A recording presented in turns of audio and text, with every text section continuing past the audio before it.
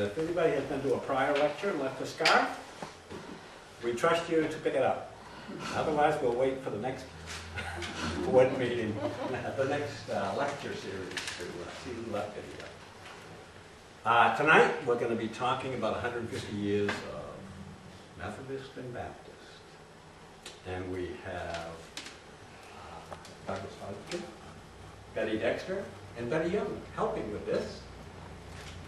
And Norm Rose. Norm Rose. And Norm. All right, thanks. So I'm going to turn this over to Doug, who will give you a better definition of who the cast of characters are. Thanks.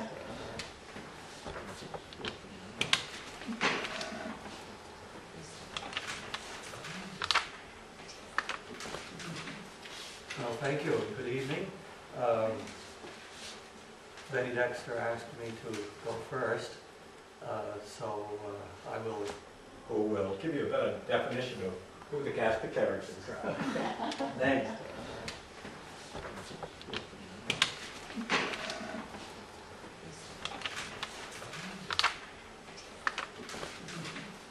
Well, thank you. Good evening. Well, thank you. Good evening. Betty Dexter asked me to go first, so I will proceed, and I'll do the main presentation with regard to the Baptists of Court Street, and Betty Dexter will do the main presentation concerning the Methodists on Park Street. And Norm Rose and Betty Young are going to assist in various ways. They'll chime in as it seems appropriate.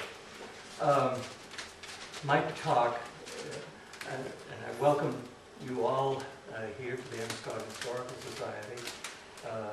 The people from Court Street, I'm not sure why they're here. They've already read the book. They've already read the book and seen the pictures, but they're here obviously to learn about the Methodists. Then the Methodists are here to see what I have to say, and those of you who are neither can be informed about both. So I wrote a book in honor of the 150th anniversary of Court Street Baptist Church, and I will be extracting materials from that book, and this is what it looks like. I begin in Lewiston, actually. Begin with Reverend James Potter, who was a Baptist preacher from Bodenham. He came to the Lewiston area in 1783. Now, 1783, the first settlers had just arrived only a dozen years earlier. 1770 was when Lewiston's first settler came. But they were interested in this Baptist preacher and many other preachers. They met in homes and barns and schoolhouses. Eventually, they organized in 1792, the Baptists did, and about 1795 met in the Rose Hill Schoolhouse near the corner of Pleasant Street in Lewiston, Pleasant Street and Scribner Boulevard. They then constructed their first meeting house of their own in 1818, and it was also used regularly for the town meetings. And it was on the corner of Pleasant Street in Lewiston and Mitchell Street, which is just above the Ramada Inn. This was the center of town. Lewiston was simply a farming community. There was no real settlement. And so that was sort of centrally located at that time. So they had a meeting house of their own in 1818, but by 1847, the village was emerging at Lewiston Falls because of the construction of sawmills and other mills, and the construction of the canals was being proposed. And, so the First Baptist Church was established, and at the corner of Lisbon Street, Main Street, and Canal Street. Canal Street is over here, here's Lisbon Street, and here's Main Street. And here was the First Baptist Church right on that very prominent corner. And they absorbed the members from what was called the Old South Meeting House on Pleasant Street, Lewiston. In spring of 1859, the Auburn members of this church decided to form a church in Auburn, and in the fall they constructed a chapel at 27 Spring Street on the corner of Hampshire Street.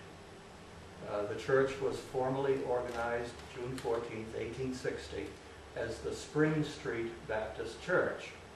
Remember, Spring Street Baptist Church. They then constructed a building on Court Street, and note that the spire was not present in that at that time.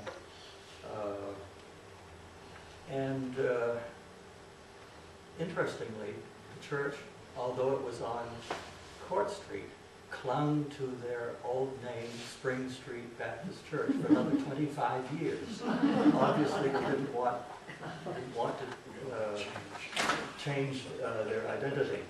Obviously, the newspaper immediately referred to it as a Court Street Baptist Church and usually identified which pastor they meant, because as we shall see, there will be another church on Court Street.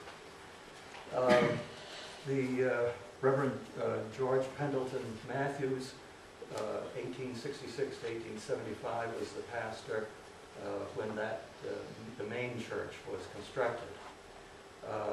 The spire was completed in 1888, and here we have a picture of the sanctuary, which is quite different from the current one, if you're familiar, as many of you are familiar with the current one. Note that the chancel is somewhat smaller, with these large steps going on up to each side. The choir is just behind the pastor at this level, whereas now it is up much higher. Note the lighting. The windows were not the memorial stained glass windows. Another feature is that there are pews here in the corners. They made use of every space in the sanctuary. Okay. Now for the other church on Court Street. A schism occurred in the Baptist ranks, and the Baptists do, unfortunately, tend to suffer various schisms. There are many Baptist churches, and the reason I limited my talk was because there are other Baptists in the area in Auburn.